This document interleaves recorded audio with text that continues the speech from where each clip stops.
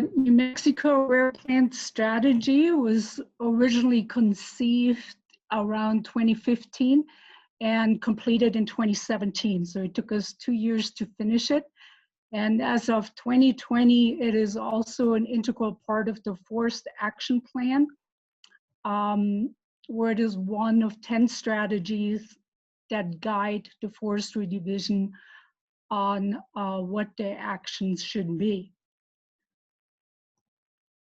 So I think it was mentioned previously that the endangered plant program is within the Forestry Division. So the rare plant strategy is really not just a document of the Forestry Division or the endangered plant program. The rare plant strategy is really a product of a partnership of many agencies and entities, in particular the BLM, the Heritage Program, New Mexico Heritage Program, and the Fish and Wildlife Service.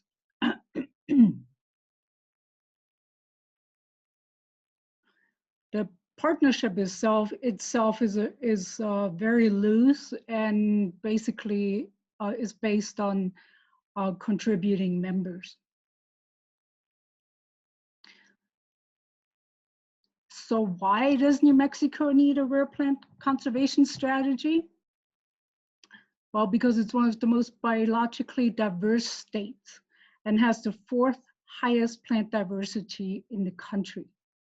We have over 4,200 plants documented at this point, which includes 109 plants endemic to the state.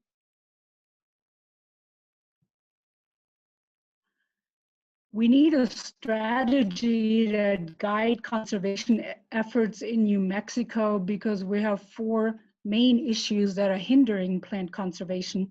And these are, number 1, the lack of baseline information. For many plants, we don't even have some of the baseline information. All we know about them is that they're out there, but we do not know what their real distribution is. We don't even know if they're rare or whether there is any threats. So we have a great many species, or I'm gonna say the majority of our rare and endangered species in New Mexico, we don't even have baseline information. And that, of course, is because there's also no botanical expertise or very little botanical expertise within our land management agencies as well as our regulatory agencies. For example, the Forest Service in New Mexico has 1 botanist, and that botanist is only on the Lincoln National Forest. The other forests do not have botanists. And then, of course, there's the lack of funding, which is a real big one for rare plants. For example, a recovery money allocated by the U.S. Fish and Wildlife Service for the recovery of federally listed endangered plants is at about 4%, and all the rest of the money goes to various animals, even though 60% of all listed species are plants. And the same is true on a state level. For example, the New Mexico Department of Game and Fish gets about $1 million annually for the management of non-game species through the Pittman-Roberts Act, and plants get nothing. So lack of funding is real big in the botanical world. And of course, all of that is really driven because of a lack of or inadequacy of regulatory mechanisms, as the Fish and Wildlife Service calls it, because plants are treated very differently from animals under the federal law. They don't get nearly as much protection as federally listed animals. And the same is really true for state law. Even though we have a state endangered plant law, the law really only protects plants from collection, but not from destruction. So the partnership developed the rare plant strategy, not as a regulatory document, but as a guidance document for regulatory agencies and land managers to secure New Mexico's rare plant species through increased protection, improved data on status and distribution, providing management guidelines, increased coordination between land managers and conservation partners, promotion of education and stewardship, and facilitating on-the-ground conservation and recovery actions. There are three primary components to the strategy. The first one is the strategy itself. That's the document that at its heart provides the goals and objectives and action items that need to be done to conserve rare plants in New Mexico. Then we have the important plant areas map and the rare plant conservation scorecard. And I'm going to address each one of these in this presentation. The entire rare plant strategy, including the important plant areas map and the scorecard, can be downloaded on our website and or the Heritage website. So if you just Google New Mexico Rare Plant Conservation Strategy, it would get you either directly to the Forestry Endangered Plant Program website or the Heritage Program website.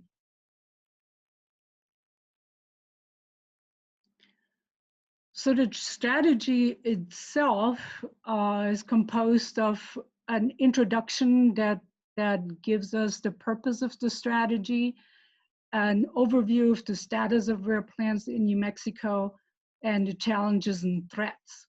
And then follows with the 10 priority conservation actions, the scope of the strategy, meaning which species are included or why they are included, the species list itself, the scorecard, the rare plant conservation scorecard, and I'll talk about that later, and the important plant areas. And then the heart of the strategy are the goals and objectives. We then have also a strategy implementation and measures of success page to hold us accountable, and then an extensive list of appendices that gives the actual strategy species list and the scorecard and important plant areas methods. So the strategy plant species list is currently composed of 235 strategy species.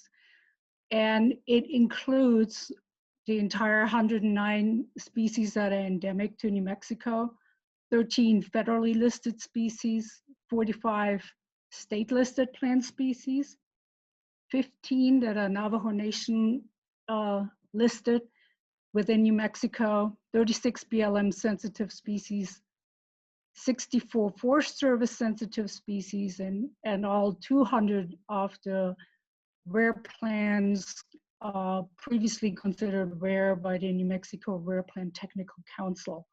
So the New Mexico Rare Plant Technical Council is now a partner within the strategy partnership, and therefore the strategy species and the Rare Plant Technical Council list are synonymous. It's just broader to include some of the other species that were previously not included.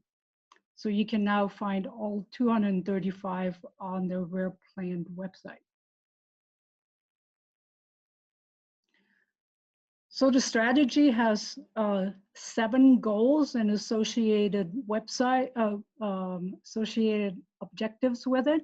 But the overall goal of the strategy is to protect and conserve New Mexico's most imperiled plant species and their habitats through collaborative partnerships between stakeholders and interested parties to aid and improve management of rare plant species to avoid federal listing. So the emphasis here is on collaborative partnerships, especially facing all the funding issues that we have and the lack of botanical expertise in the agencies. but also the avoidance of federal listings. We'd like to be proactive with our rare plants to the highest degree possible, so they will never have to be listed under the Federal Endangered Species Act.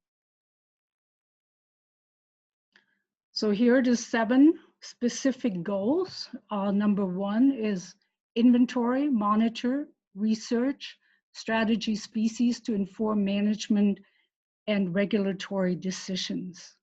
Number 2, protect, manage, and restore strategy species and their habitats. 3, improve data management, accuracy, storage, and dissemination. 4, develop ex situ conservation and recovery strategy and implement where appropriate. 5, improve laws, regulations, and policies. 6, increase collaboration, education, and outreach. 7, improve funding, infrastructure, and rare plant programs.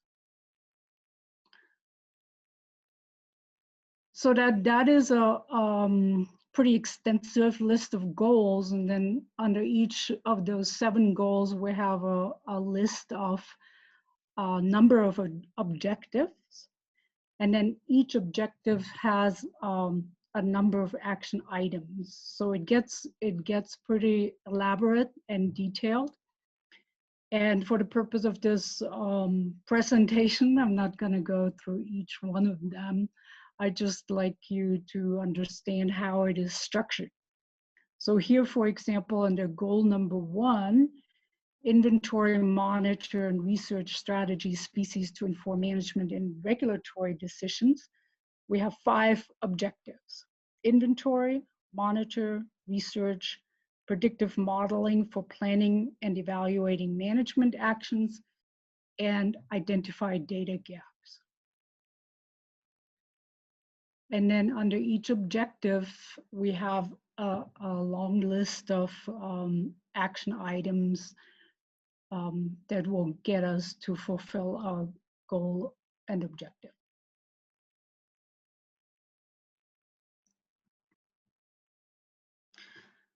So because that list of goals and objectives and action items that we have identified as needed to conserve our rare plants, we had to come up with 10 priority actions to really focus on, otherwise it would get too scattered.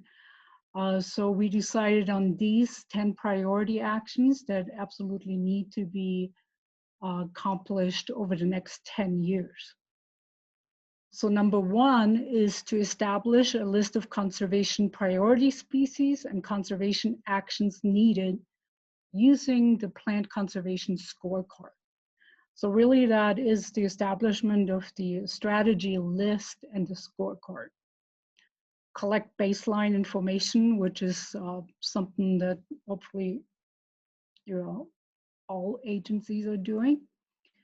Improve data management through active data gathering and a centralized database. This is primarily related to the Heritage Program. That is the centralized database, and we have to improve our data sharing with the Heritage Program. Establish a common website to facilitate information exchange. We've been working on that to some degree with the Heritage Program. Ultimately, the Heritage Program will be the host of this website. Provide maps of New Mexico's important plant areas to land managers. We've done that, and we'll be talking about that a little bit more.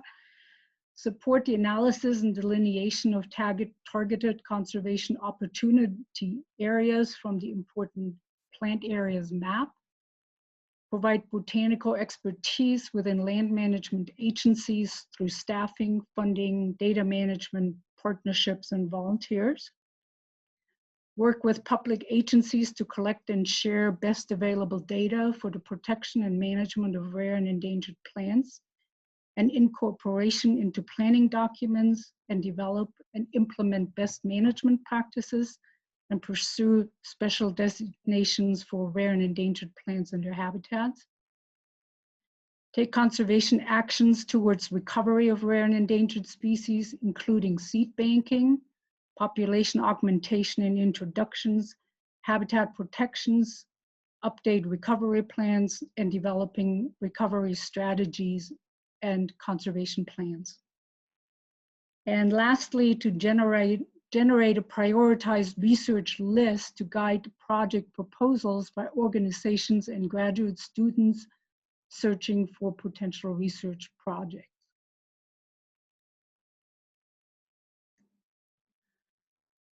So the partnership will evaluate the success of the rare plant strategy every 5 years by tracking changes using 3 primary indicators.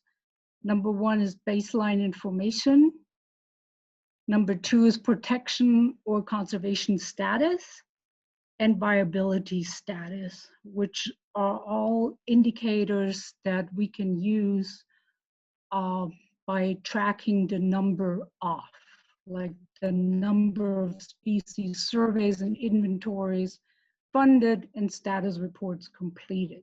So it's something that we should be able to fairly easily track over time. The second main component of the rare plant strategy is the important plant areas map. The important plant areas are specific places in New Mexico that support a high diversity of rare or sensitive plant species, or the last remaining locations of our rare plants. In addition to these mapped areas, we assigned a biodiversity rank to each IPA, where we combine species richness with a degree of occupancy to create a biodiversity rank index from B1, which is outstanding, to B4, which is moderate. So this is just a really rough map, just based on raw data, but the long range goal here is to develop conservation opportunity areas that integrate the biodiversity value with management and conservation options.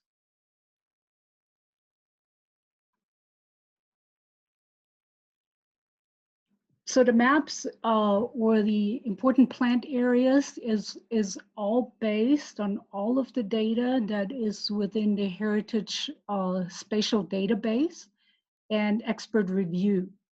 So around each element occurrence, we drew a 1 mile hexagon and then grouped these hexagons together based on proximity, landscape elements such as geology or geomorphology, and the floristic similarity index.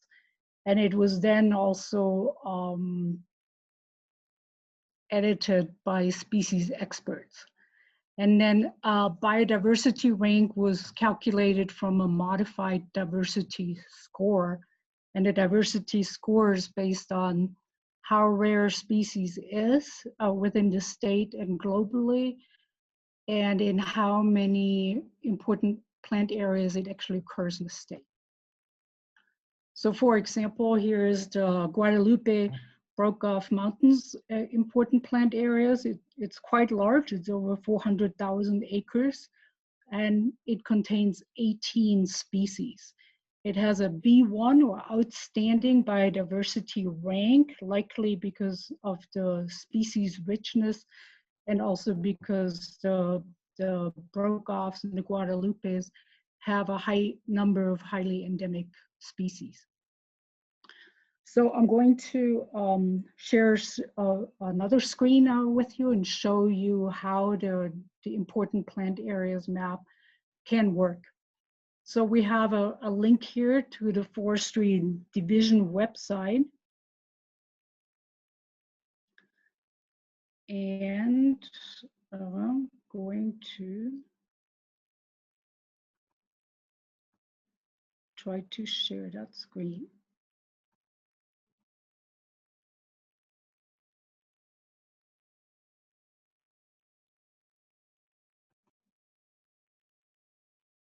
Hmm.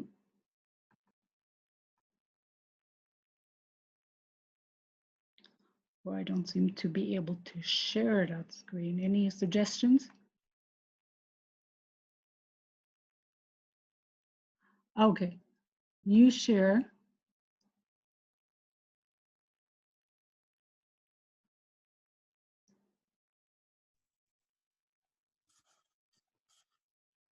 Daniela, if you click that So, and it's up to, so, okay. Okay, so you get, are you seeing here the forestry website? Yes. Yes, we see the website. Okay. All right. So if you scroll down, you get to the important plant areas interactive web map. You click on that, and this map comes open. So this is the important plant areas in New Mexico, and you can scroll in or out. If you get close, then it will actually tell you what the name of the important plant area is. And you can click on an important plant area. It will tell you the name, what county it is in, the number of species, the diversity score, the biodiversity rank, and the size of it. In addition to that, if you come over here, you can add additional layers. For example, this is one of my favorite ones. I like to work with this one. This is the large fire, wildfire history layer. It can tell you how fires is impacting or has been impacting our rare plants. And here, right there in the Mogollon Mountains, this is a very outstanding, important plant areas. The Mogollon Mountains has many endemic species, but as you can see, it was hugely burned in multiple fires. And if you click on the fire itself, it will actually tell you what the fire was and when it was. Like this one was largely burned by the Whitewater Baldy fire in 2012, which burned over 300,000 acres. Then you can add land ownership, which might be important for land managers. And here's the legend to that. You can add ecoregions, which is important for our wildlife folks. They refer to these ecoregions in the Wildlife Action Plan. And then if you zoom way in, you can also get the public land survey system township range section. So this is the interactive map you can find through our website, but you can also find just a static PDF map on our website and the Heritage website.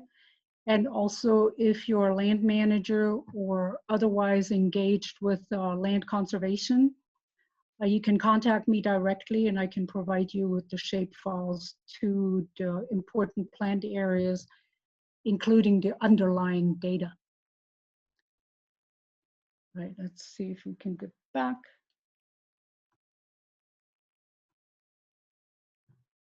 Okay.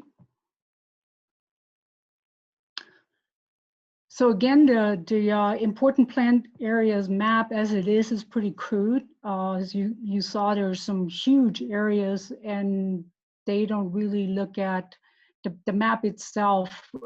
Sometimes includes areas that really have no conservation value, sometimes even towns. So they're just huge polygons that were drawn around existing locations of rare plants within a certain ecosystem. So the idea is to pass this map to land conservation folks to develop conservation opportunity areas for conservation planning with the final designations such as ACECs or nature preserves, research natural areas or conservation easement and botanical areas. They can also be used in land use planning, particularly in the resource management plans or the forest management plans, stewardship plans, and project planning.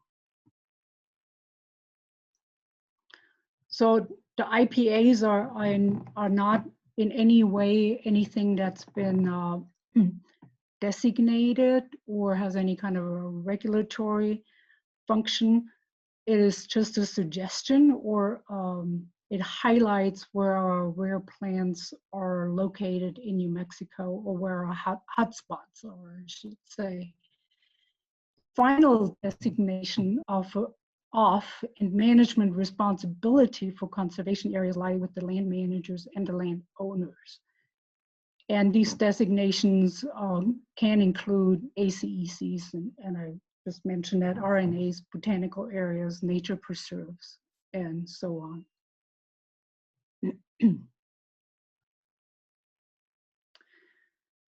Okay, and now the third and perhaps most complex and extensive part of the rare plant conservation strategy is really actually the New Mexico Rare Plant Conservation Scorecard. And the scorecard provides an analysis of the current conservation status of all 235 strategy species, including threats, degree of protection, actions needed to conserve a species. It tells you where the species occurs with respect to land management responsibility. And I'll show you an example here in a minute.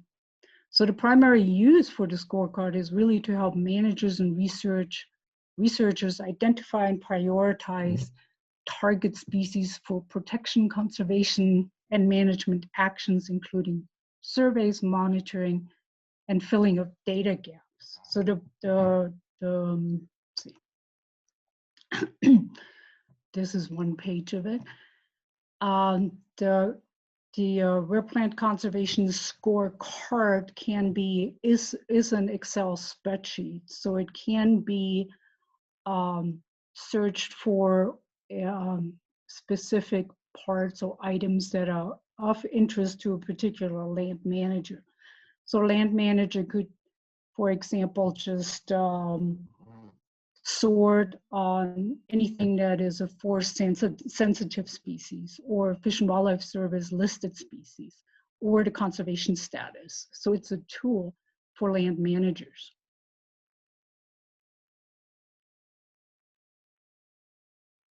And the scorecard, because we have 235 plants and we don't have sufficient data to provide a confident conservation score for all of them, has been divided into 4 different lists. A lot of lists. So the first list, list A, contains all the species for which we actually had sufficient data to come up with a conservation score with a moderate to very high confidence in the data that we had. And the B list contains species where we had sufficient data to generate a conservation score, but our confidence was pretty low in the data, and sometimes that's related to the age of the data. Sometimes it's decades old, or we don't have very good location information or threats information in particular. So those got to be on the B list. And list C is really the species for which we didn't have enough data to generate a conservation score. Then we also have a list D, which contains the species that are regional endemics, where we might not have a lot of data, or the data that does exist indicates that they're stable and they're not really of conservation concern, or require specific management actions for conservation.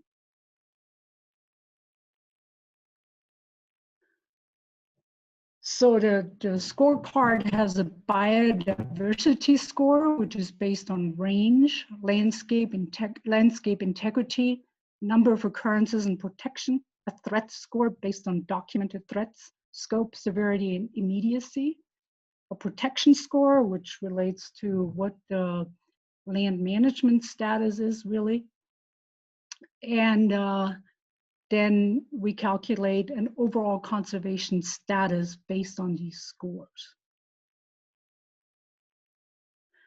The scorecard also includes, for each species, the various agency statuses, I guess I should say, whether there's oil and gas development potential or currently occurring, wind development potential, mining, grazing, land ownership, gives you the ecoregion, the range in New Mexico, potential threats, and actions needed.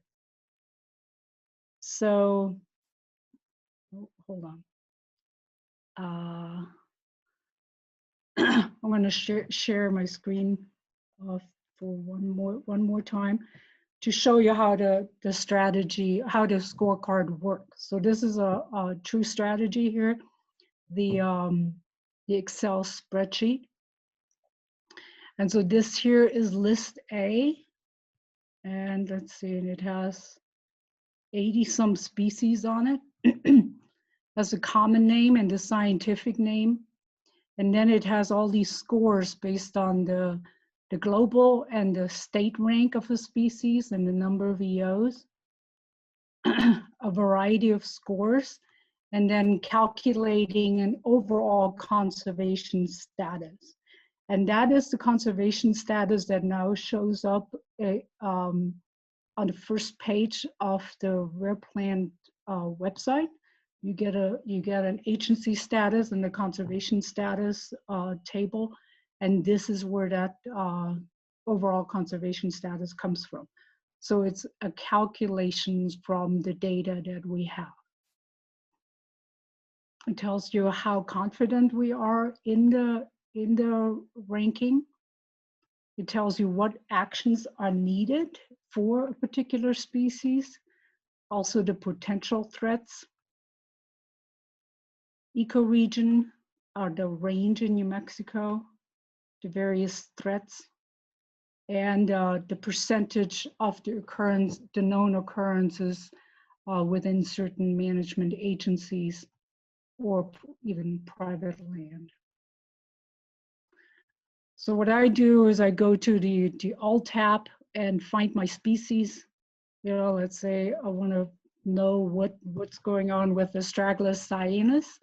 I find out it's on the B list and it's under conserved. So I can go to the B list, look for Astragalus cyanus, there it is. And I find out we have really no information on documented threats.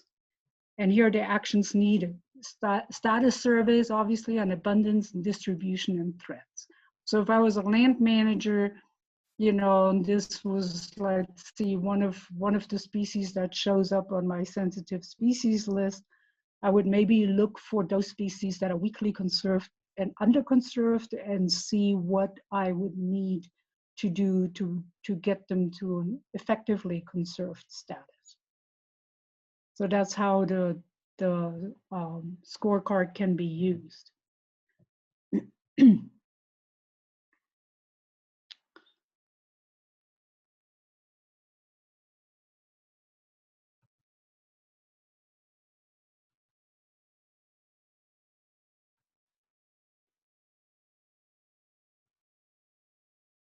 So what can you do to be a strategy partner? Obviously, there's a lot of things that need to be done in the state of New Mexico to conserve our rare plants and protect our rare plants. And this is just a list that I came up with really quickly of things that could be done. But you know, a big one is and remains the promotion of rare plant conservation in school, public events, newsletters, and social media.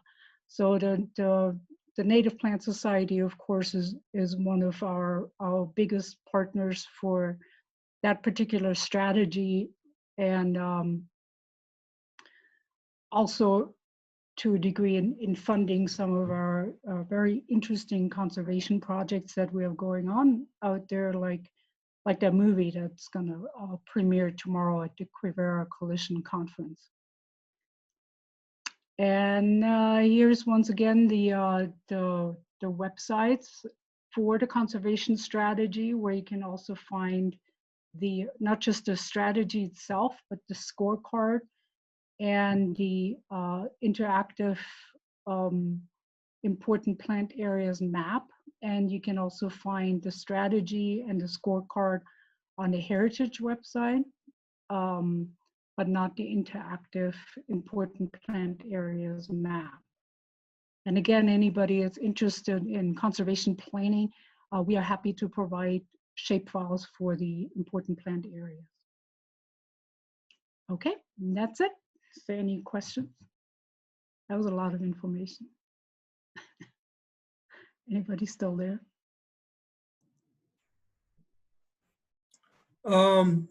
Daniela, so far there's only a few questions. And the first one was from me, which when I wrote this question, you subsequently more or less answered it. My question was, what was the significance of IPAs? So I see an awful lot of work that's gone into these IPAs.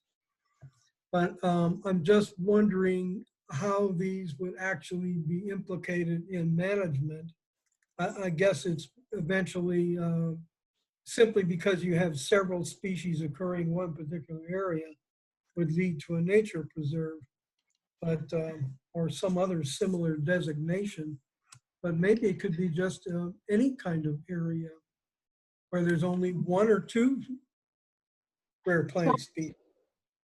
So yeah, some of our important plant areas have really only one or two rare species, but they only occur there and nowhere else.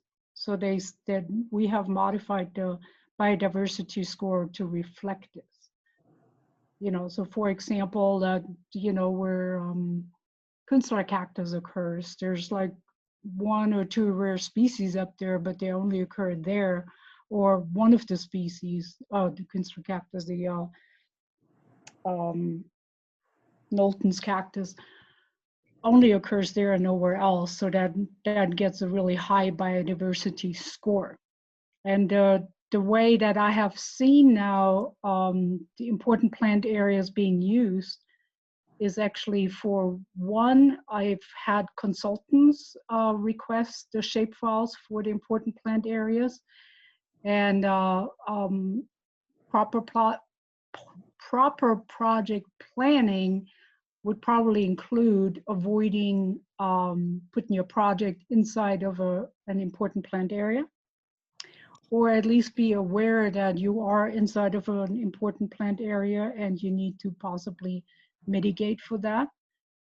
I've worked with the Gila chapter of the Native Plant Society when they were working on their commons to the new forest plan for the Gila National Forest. They have worked with the forest to make the important plant areas into botanical areas, at least the parts that are on Forest Service lands.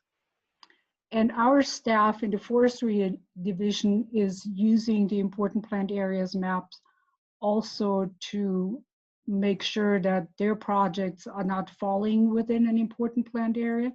And if so, then they are aware of it and are especially cautious of not disturbing any of the rare plants that are listed in that rare plant area. So it's really just highlighting where we have very sensitive areas in the state. Okay, here's another question. What does the red mean on the IPA map?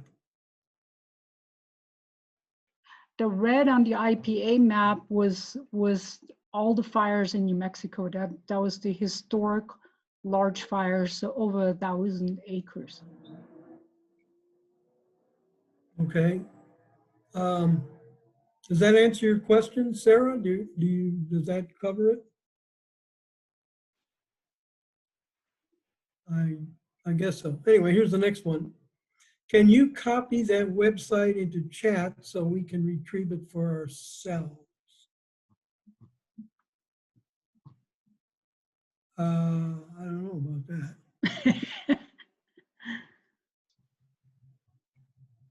that. Yeah, maybe, hold on. They can take a screenshot too if they know how to do that. You can also just Google New Mexico Rare Plant Conservation Strategy.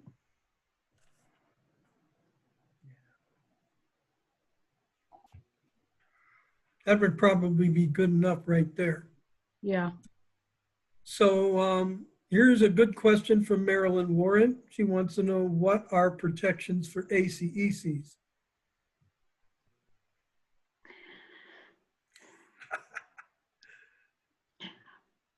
That depends on the ACECs. So ACECs are designated for a variety of reasons, and that can be anything from cultural resources to rare and endangered plants. So the management prescriptions go with the purpose of the ACEC, and sometimes they do a good job and sometimes they don't. But basically, the agencies are held to those management prescriptions. For example, like sometimes there is no wood cutting or no oil and gas development, or only directional drilling, or no grazing, no OHV use, or only OHV use on designated routes. So it really depends on the reason why an ACEC was designated in the first place. Okay, here's another question. Let me move this down a little bit.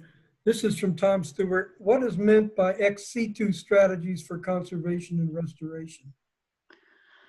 Well, that starts with seed collection and storing those seeds in an approved facility for future restoration or augmentation purposes, and or growing out plants in a location other than their natural sites, such as botanical gardens, for conservation purposes, either to produce more seeds for future augmentation or restoration, or for educational purposes. Okay, Diane Stevenson put this note up just so everybody knows that the designation IPA means an important plant area, in case some of you didn't catch that. Now here's one from S. Wright to everyone. In Ruidoso, there is a major push to eradicate invasive thistles. I realize there are many varieties of thistles and some are not invasive.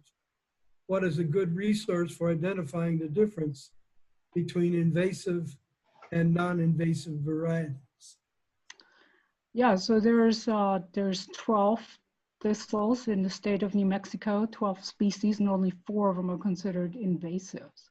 So Bob Savinsky, who was previously in my position as the state botanist, actually developed a little booklet for the proper identification of thistles, and it's available through the Native Plant Society website.